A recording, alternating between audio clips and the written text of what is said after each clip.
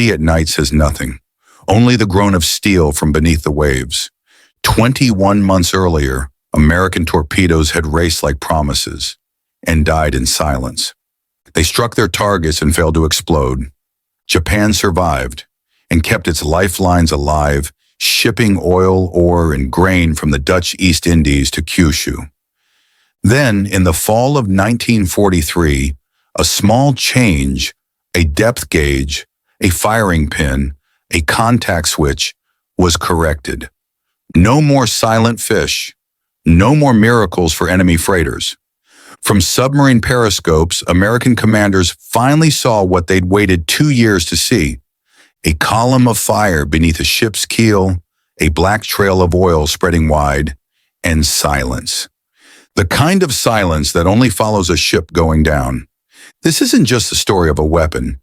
It's the moment when engineering became strategy, when the Mark 14 was reborn and the sea changed sides. Across Japan's supply maps, the arteries began to thin, choked one by one in the darkness. December 1941, Pearl Harbor burns. Above the smoke, one truth emerges: Japan rules the Pacific. Its merchant convoys stretch 6,000 miles, from Yokohama to Singapore, feeding an empire built on movement. Beneath that empire, unseen and uncertain, moves another force, the U.S. Silent Service. Its submarines prowl the same waters, armed with a weapon that everyone trusts, but no one has tested. The Mark 14 torpedo, it is meant to be flawless, faster, stronger, deadlier than any before it. But in the first months of war, commanders fire perfect shots and watch them fail. Torpedoes run too deep, detonate too early, or strike with a dull thud and drift away. In the Philippines, 23 modern submarines of the Asiatic fleet failed to sink a single enemy warship. Crews returned to base ashamed, accused of incompetence. No one yet understands that the real enemy is inside the weapon itself. The Mark 14 carries 680 pounds of torpex, enough to break a cruiser's spine. But 3 hidden flaws turn that promise into humiliation. First, the depth control mechanism. Bad design makes torpedoes run 11 feet deeper than set, passing harmlessly under targets. Second, the magnetic exploder, meant to detonate beneath a ship's keel. It is hypersensitive to the Earth's magnetic field. Sometimes it triggers before contact. Sometimes it doesn't trigger at all. Third, the contact exploder. Its firing pin is too heavy. At perfect 90-degree impact, the best shot a submariner can take, the pin crushes itself instead of firing. The better the aim, the greater the failure. For nearly 2 years, the Bureau of Ordnance denies every complaint. They call it crew error, faulty maintenance, poor attack angles. But at sea, commanders know better. They've seen torpedoes bounce off hulls like wooden logs. Washington's peacetime testing had been almost ceremonial. Each torpedo cost $10,000, too precious to waste. So trials ended when a dummy warhead passed beneath a target ship. Not one live Mark 14 had ever been exploded before the war began.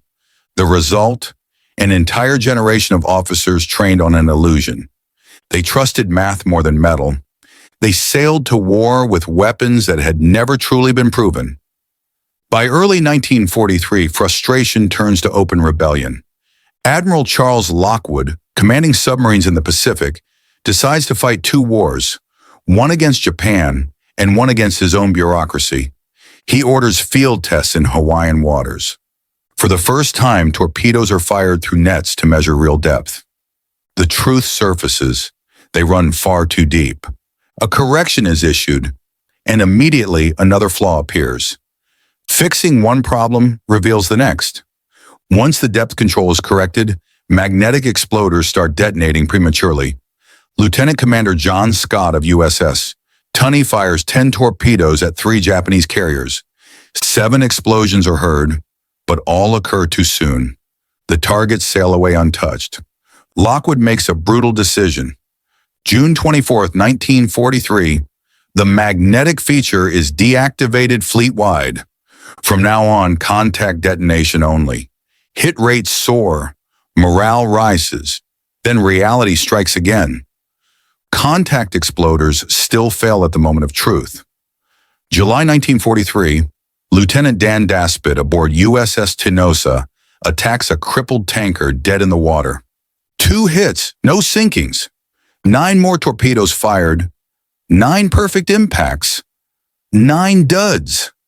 The firing pins crush on contact. When he returns to Pearl Harbor, Daspit delivers the remains of a Mark 14 exploder to headquarters, slams it onto the desk, and says only, "Gentlemen, it's your torpedo." Engineers search for a lighter, stronger metal for the firing pin. The answer lies in the wreckage of Japanese aircraft shot down at Pearl Harbor. Their propeller blades, aluminum alloy. Exactly what the Americans need. By September 1943, modified exploders reach the fleet. For the first time in 21 months, submariners have torpedoes they can trust. The difference is immediate. USS Haddock fires 4, scores 4 hits. 2 ships sunk. No duds, no prematures, no misses. In one stroke, America's silent war shifts from embarrassment to annihilation. Reliable torpedoes transform strategy overnight. Submarines stop chasing warships and start hunting supply lines. Every ton of Japanese cargo becomes a legitimate target. Convoys that once sailed safely now vanish in smoke and fire. In 1942, U.S. submarines had sunk about 180 merchant ships. In 1943, with the same number of patrols, they destroy 335, over 1.5 million tons of shipping. Japan begins to bleed, not from battle, but from starvation. Oil, rice, and iron never reach home ports. The empire built on sea routes starts to suffocate on its own distance. Major Yoshitaka Hori of the Imperial Army later wrote, "We did not lose the sea in combat. We lost it in logistics. The torpedo's resurrection is only half the story. The other half is intelligence." In November 1942, British codebreakers at the Far East Combined Bureau cracked the Japanese J-40 merchant shipping code. Americans call it the Maru Code, the system used by every freighter to report its noon position. Now, Allied submarines don't patrol, they intercept. They read daily radio reports, plot exact courses, and arrive ahead of their prey. Each sinking feels surgical.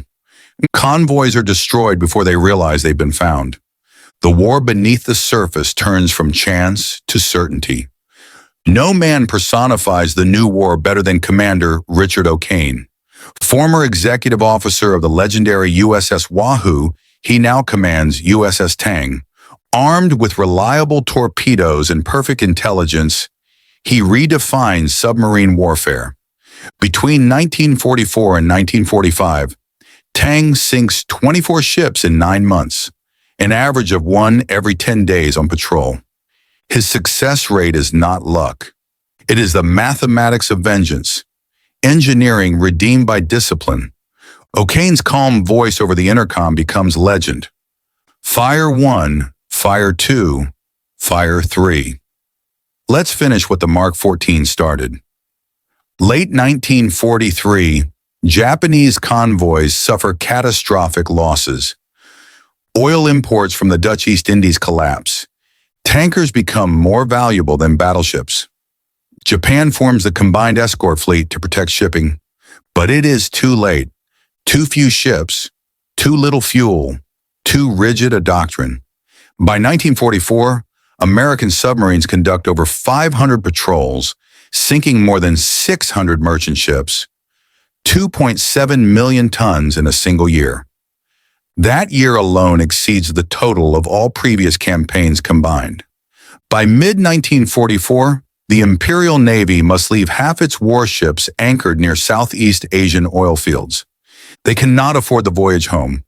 Their tanks hold crude oil, unrefined, corrosive, the last breath of a dying empire. Numbers tell the story. In 1942, 19.4 million tons of imports. In 1943, 16.4 million. By 1944, barely a trickle. One Japanese officer writes bitterly, "Our Navy possessed grand ships, but no fuel. Our factories possessed workers, but no materials." Every tanker sunk by a submarine means not just lost cargo, but the loss of an irreplaceable vessel. Each carried crews trained for months. Each took years to build. Convoy HWC-71, August 1944. 32 ships sail from Singapore to Japan. American submarines intercept at night. By dawn, 11 are gone. More than 4,500 soldiers and sailors drown. The sea becomes a graveyard of logistics. Behind the tonnage tables lie people. Merchant captains steering unarmed ships through burning seas. Submariners watching through periscopes as explosions bloom. Knowing every blast means hundreds of deaths. The war beneath the surface breeds no celebration, only endurance. Survivors from sunken Japanese transports float for days, their cries fading into static. American crews hear them over hydrophones and turn away. There is no rescue in submarine warfare. O'Kane later confessed, "Every success felt like vengeance at first, then it just felt like silence." By 1944, the Mark 14 has become what it was always meant to be, a weapon of surgical precision, but it carries the ghosts of the years it failed. For 2 years, men died firing duds. Now the same weapon delivers retribution, swift, merciless, efficient. Lockwood calls it the revenge of mechanics, yet he reminds his crews, "Never forget why we had to fix it. Machines don't learn from mistakes, men do." In laboratories at Pearl Harbor, engineers mount recovered exploders side by side, old versus new. One stamped steel pin, the other aluminum pin.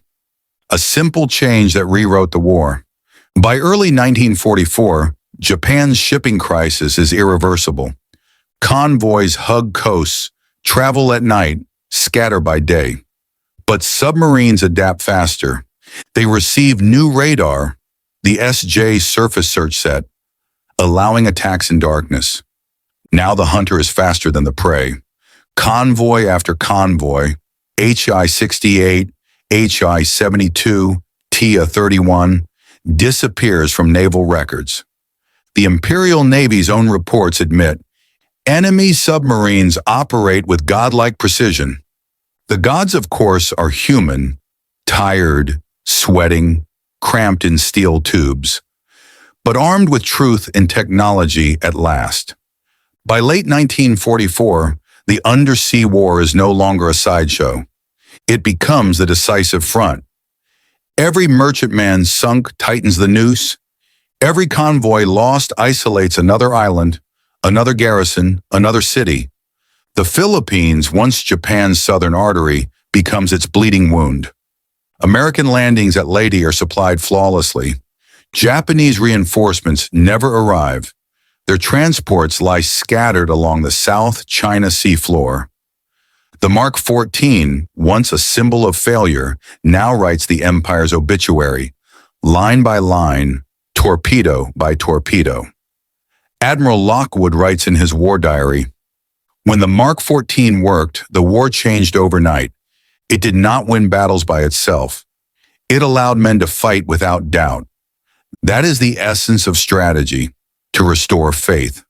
Faith in weapons, in leadership, in the invisible network of trust that holds an army together.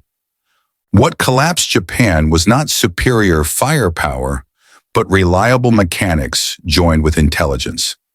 The alliance of precision and patience. For an empire built on speed and pride, that combination was fatal." By the time Allied bombers reached Tokyo, submarine warfare has already done its work. The empire is hollow. Factories lack ore, ships lack fuel, soldiers lack rations. Every explosion on land is merely an echo of what the submarines have already achieved at sea. The Mark 14 becomes a symbol of failure corrected, of silence turned into victory. Its story is less about destruction, more about human persistence. The weapon that once betrayed its users becomes proof that perseverance can rebuild trust in steel.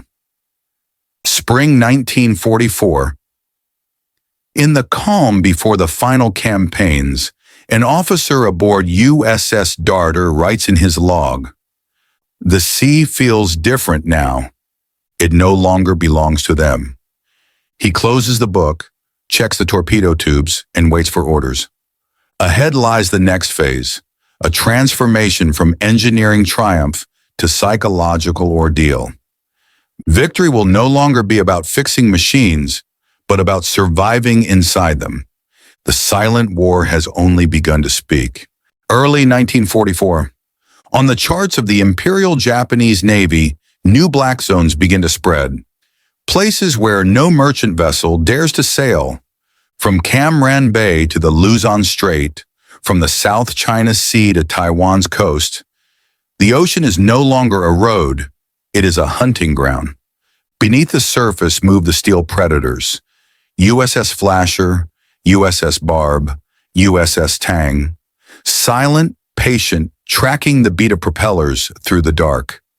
When sonar catches a faint rhythm, the control room freezes. Contact, bearing 230, distance 8,000 yards. A nod from the captain. 6 Mark 14 torpedoes slide from their tubes, vanishing into ink. Minutes later, a single flash, a red bloom rising on the horizon. The oil tanker Kikuyo Maru disappears in 6 minutes. No distress call, no survivors. That day, the sea around Palawan closed to all traffic. Not a drop of oil reached Japan again from that route. Submariners have no glory, no cheering crowds. 40 men live inside a 300-foot cylinder between the smell of fuel, sweat, and fear. They rarely see sunlight. 60 days on patrol means 60 days without color or horizon. Their world is red light, recycled air, and the command that ends every hunt, fire one. When the torpedo leaves, there is no explosion, only a heartbeat. Then a dull shock rolls through the hull, proof that someone far above has vanished. They do not call themselves heroes. Each detonation only brings the end closer, one ship at a time. By late 1943, new radar and sonar make the submarines night predators. They no longer hide, they stalk. Japan's escorts still rely on eyes and flares, but their enemy now sees by electricity. Commanders O'Kane of Tang, Morton of Wahoo, they perfect a new rhythm. Attack fast, vanish faster. The East China Sea becomes a maze where Japanese hydrophones hear only approaching silence. From Tokyo come reports that sound impossible. Oil convoys sunk daily, fuel reserves down 60%, merchant tonnage halved. 1942, 19 million tons shipped. 1943, 16 million. 1944, barely 8. By 1945, nothing. Without oil, the battleship Yamato lies anchored, feeding on crude. Trainers cannot fly. Workers walk 10 kilometers to empty factories. An empire built on steam and steel begins to breathe its last. Among Japan's sailors, one name becomes myth, USS Tang.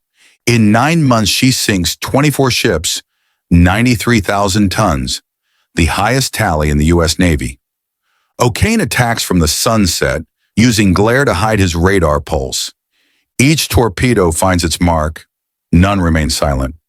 "We're not hunting," he tells his men. "We're cutting their throat." By winter, the East China Sea turns black with oil slicks. Japanese diaries call the region Kuroshima, the Black Island, because the water never turned blue again. The Mark 14's success rests not only on engineering, but on information. In late 1942, British cryptanalysts cracked the Maru code, JN40, the daily position reports of merchant fleets. Within hours, American submarines received those coordinates. To the Japanese, every interception seems supernatural. They never know the sea itself has begun to talk to their enemy. Bombers could scorch ports, but moving targets survived. Submarines required no runways, no sky, no permission. They waited. Lockwood wrote, "One submarine is worth a bomber squadron, quieter, cheaper, and always ready." By mid-1944, subs become a strategic weapon, not a defensive one. Japan's commerce zone shrinks to nothing. Economy, Army, and Navy collapse together under one invisible siege. December 1944, USS Flasher spots a massive convoy near Indochina.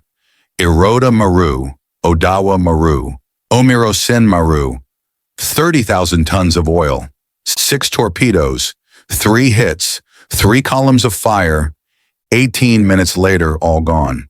Tokyo orders. All tankers remain in harbor. No route safe. The Emperor's ocean becomes his graveyard.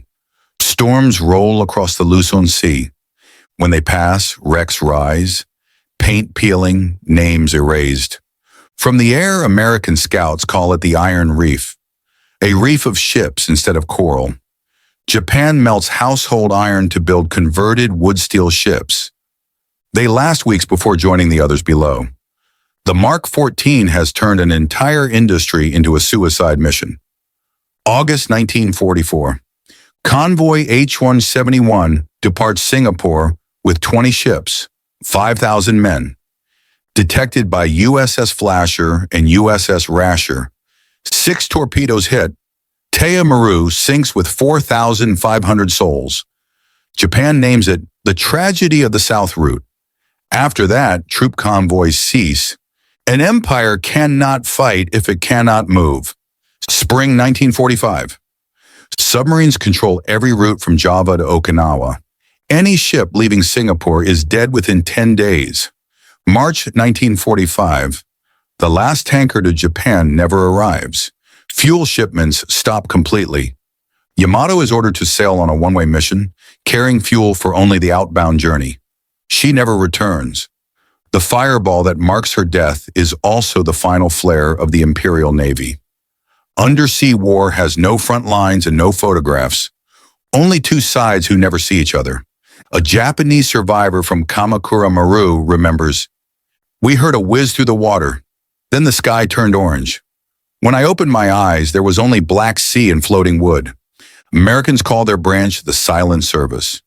Its battles are unseen, its victories whispered. Historians later agree. Japan's defeat was sealed not at Midway, but beneath the surface. When the Mark 14 finally worked, it redefined warfare itself. Submarines were no longer scouts or blockaders.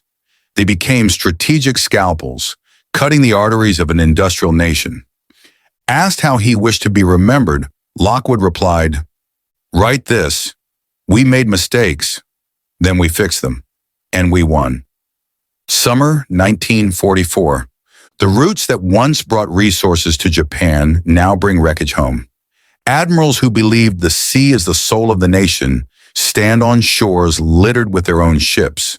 Not guns, not bombs, but precision and persistence turned the tide. From the depths, Mark 14 lifted America back to the surface of the Pacific. After that, the ocean would never belong to Japan again. By year's end, Japan's naval staff admits, "We have lost the sea."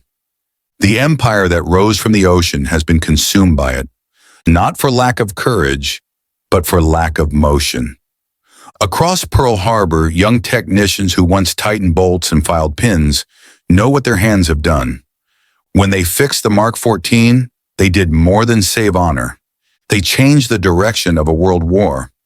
300 feet beneath the Pacific, there is no fire, no smoke, no blood. Yet it is still hell, a hell made of steel, air, and silence. Inside USS Darter, dim red light flickers across faces that haven't seen the sun in weeks. 40 men share a world no longer than a city bus, a world filled with ways to die. A loose valve, a failed gauge, a single depth charge. That's all it takes.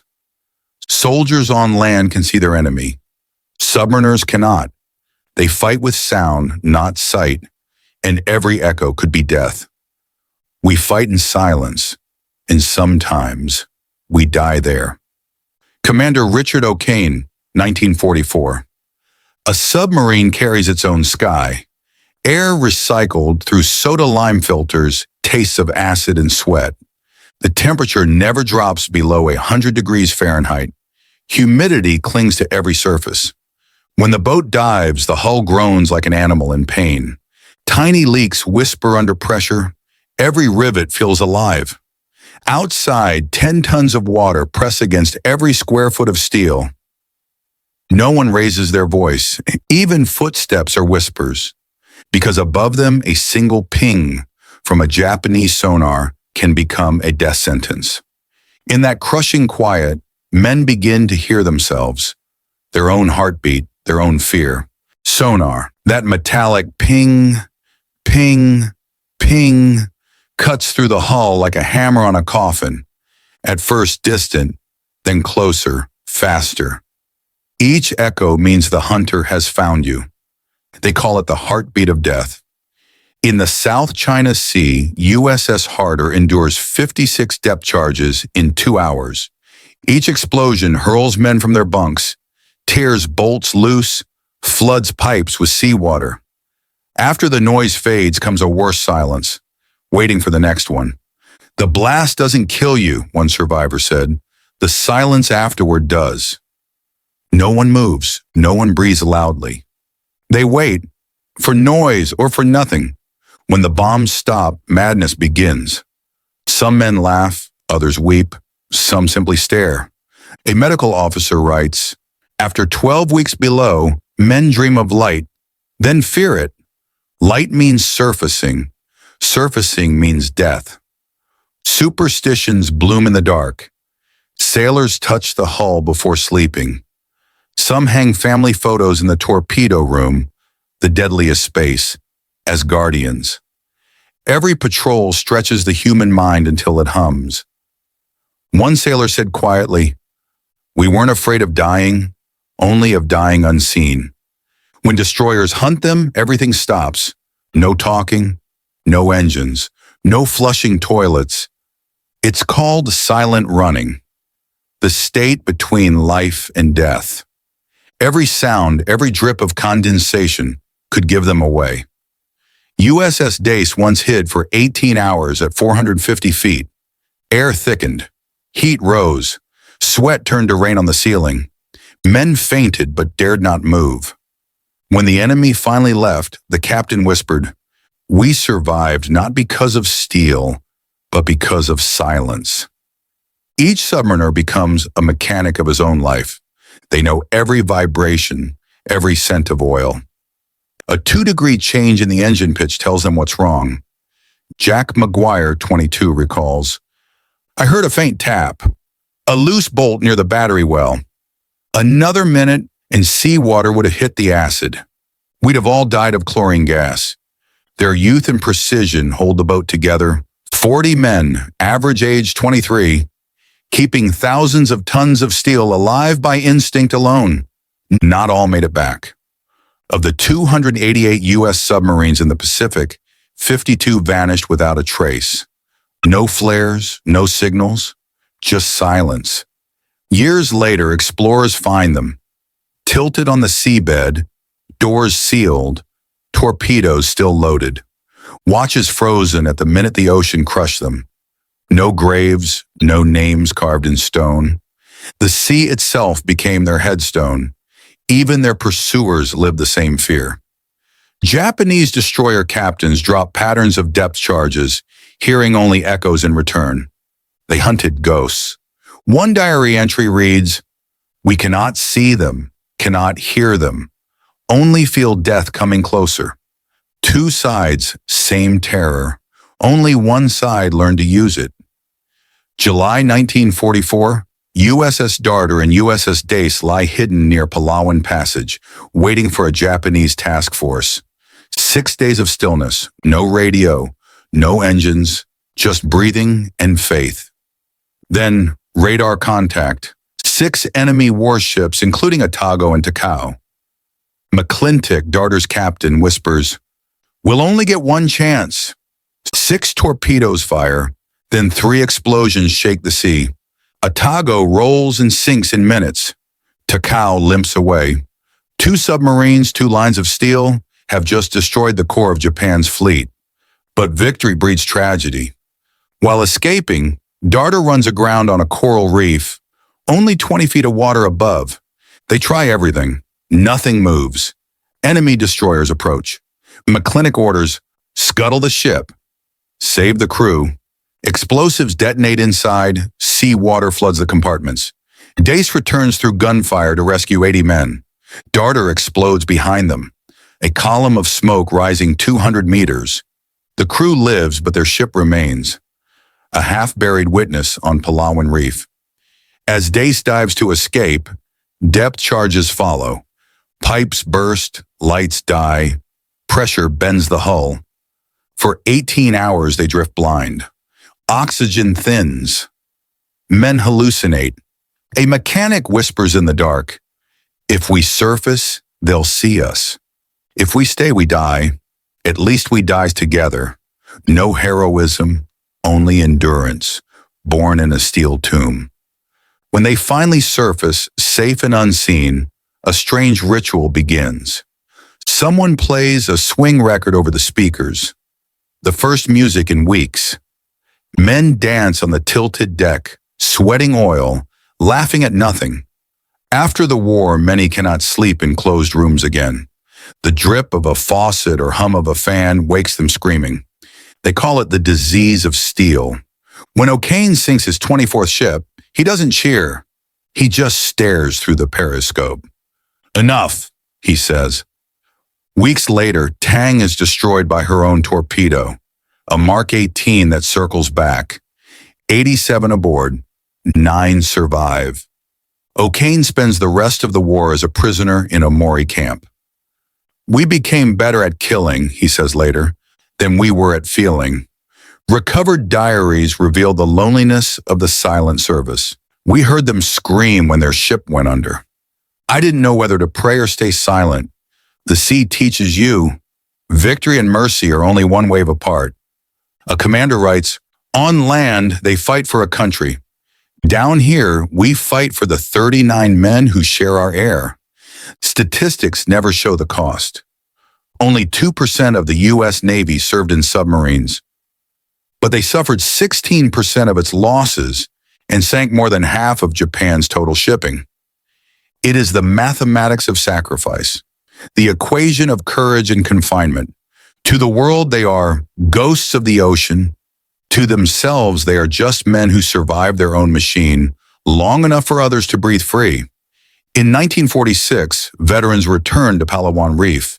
They find Darter still there, tilted, coral growing through her ribs. One man leaves a small bouquet of white chrysanthemums on the rusted hull. No speeches, no music. Only the sea's gentle hiss, as if exhaling the memory of war. "Hell wasn't under the water," one of them says. "It stayed inside us." March 1945. Between Taiwan and Okinawa, the final Japanese convoys set sail. Ghost ships loaded with the last barrels of oil from the south. The ocean has turned against them. Every route once safe is now a killing ground. Each departure is a gamble between starvation and explosion. A final message crackles across the radio from the tanker Tosan Maru. "Flash on western horizon. Water rising. We are going down." No one answers. Tokyo has no fuel left to send a rescue. The sea absorbs their signal and gives nothing back. The empire that lived by the ocean is now being swallowed by it. April 1945. The Battle of Okinawa begins, the final storm of the Pacific War. But before soldiers step onto the beaches, the battle has already started beneath the waves. 60 American submarines form an invisible wall around the Ryukyu Islands. They sink tankers, freighters, even hospital ships. The goal is no longer victory in combat, it is suffocation. Within 3 weeks, 70% of all supplies bound for Okinawa are destroyed. Japanese air units run dry. Some kamikaze pilots push their planes by hand onto the runway. No fuel left for takeoff. "We were fighting not against men," wrote one pilot, "but against hunger and emptiness." When the battleship Yamato burns and sinks, the flame that dies on the horizon marks the death of Japan's oceanic power itself. Summer 1945. Japan exists like a body without blood. The submarine campaign has severed every artery. Oil from the Indies, gone. Coal from Korea, trapped. Rice from Indochina, stranded at the docks. Prime Minister Suzuki writes in June, "We continue the war without fuel, without steel, without hope." Washington's figures confirm it. 284 ships sunk in May alone. 94% of Japan's merchant fleet destroyed. The empire is still armed, but cannot move. When logistics die, so does war. Tokyo still hears the air raids, but the quiet death comes from the ocean. No fish, no freight, no future. Fishermen set sail in wooden boats with sails instead of engines. Most never return. The sea, once the nation's lifeline, has become a mirror of loss. "The ocean once fed us," wrote Admiral Sumu Toyota. "Now it only reflects our ruin. At the ports, hulls lean like corpses. Some are burned for scrap, melted to rebuild bridges once made of stone. The circle closes. American steel had once built Japan's empire, and now American torpedoes return that steel to the deep." August 15th, 1945. Japan surrenders. At the submarine base in Guam, crews are preparing for another patrol when a short message arrives from Washington. "War ended. Return all boats to base." No cheers, no gunfire. Only quiet. The same quiet they had lived in for years. On USS Sea Devil, a sailor removes a sign from the control room door. Silent running. He wipes off the salt and hangs it back, whispering, "We lived because we learned to listen." Of the 288 U.S. submarines that served, 52 never returned. Their coordinates are still unknown. Final transmissions read, "Depth charge close, engines damaged, attempting to surface." Then nothing. Each lost submarine is a sealed tomb. 70 men inside, still on patrol. Even the Japanese call them Umi no Senshi, warriors of the sea. No one fought more bravely or more silently. After the war, investigators reopened the story of the Mark 14. Who was responsible for the 2 years of failure? No one is punished, no one demoted. A 600-page report concludes simply, "Peacetime testing created an illusion of perfection. Illusion kills." When Admiral Lockwood reads it, he says, "We don't need blame, we need memory. Technology didn't kill men, arrogance did." At the Naval Academy, a bronze plaque is placed. Remember Mark 14, never assume, always test. When the war ends, heroes return to parades, but not the engineers of Pearl Harbor's torpedo shop. The ones who replaced each pin, measured each detonator, rebuilt faith one screw at a time. Harold Clements, a machinist, says, "We didn't carry guns, but when the torpedoes exploded, we knew our friends would live." In a photo taken in 1946, those same engineers stand around a Mark 14 displayed in a museum. On its nose, they've written by hand, "This one worked." A small sentence, a monument of truth. Many submariners never truly returned to land. Light hurt their eyes, noise made them flinch. They slept in rooms with red lamps like their control compartments. A Navy doctor notes, "They cannot bear total silence anymore because silence once meant death." Every year they gather at Pearl Harbor. No speeches, no band. Just 52 seconds of silence, one for each boat that never came home. Today, divers still find wrecks from both sides lying close together. Rust and coral blur the flags they once flew. Winners and losers rest side by side, equal in decay. On the hull of the lost USS Growler, explorers find a scratched message. "Tell my wife I heard the sea sing." Nobody knows who wrote it, but it reminds us that even in the darkest war, men could still hear beauty. Even at the bottom of the world, when peace returns, Japanese fishermen venture out again, but their seas have changed. Hundreds of wrecks leak oil, thousands of bodies remain unclaimed. Locals call these waters Shino Umi, the Sea of the Dead. Children do not swim there. Fishermen burn incense before casting nets. The ocean that once nourished an empire now reflects its ghost. Each wave a reminder that no nation truly owns the sea. In post-war ceremonies, historians call it the silent victory. No flag raised, no trumpet played, just the arithmetic of annihilation. 5% of U.S. naval manpower destroying half of Japan's shipping. Lockwood's final speech is simple. This wasn't about killing, it was about endurance, and about learning from mistakes. He pauses. The Mark 14 didn't win the war because it was perfect. It won because we dared to fix it. New generations of submarines, Balau, Gato, Tang class, rise from shipyards. In every torpedo room, a single Mark 14 exploder is mounted on the wall. Not as a trophy, as a lesson. Engineers teach recruits, one loose bolt can bring down an empire. From that legacy, U.S. testing philosophy changes forever. Every weapon must detonate for real. Every failure must be witnessed, not assumed. The Mark 14's true legacy is humility. Tokyo, 1960. A reunion of former enemies. Japanese and American submariners stand side by side. A gray-haired Japanese officer, once aboard destroyer Asashimo, bows to a portrait of Lockwood. "If I had met him in 1944, I would have tried to kill him. Now I only wish to thank him for surviving." An American shakes his hand. "If we'd all died," he says, "who would tell the story?" For a moment, the ocean between them is calm again. Divers descend to Palawan Reef. There, still resting after 28 years, lies the wreck of USS Darter. Coral has grown through its hull. The sea has claimed her completely. On the bow, faint but legible, a line of paint remains. We were here. A small fish drifts from the open hatch and disappears into light. Proof that even from wreckage, life continues.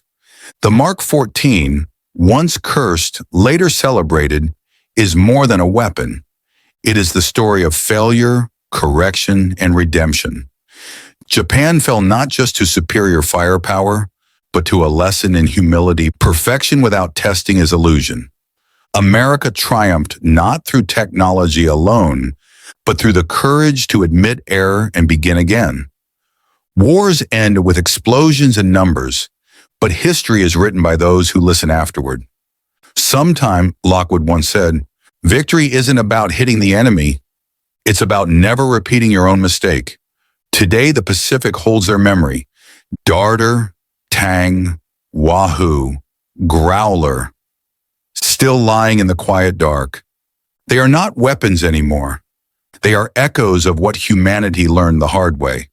When the tide rises, air escapes from their steel hulls, tiny bubbles rising to the surface like breath returning from the past.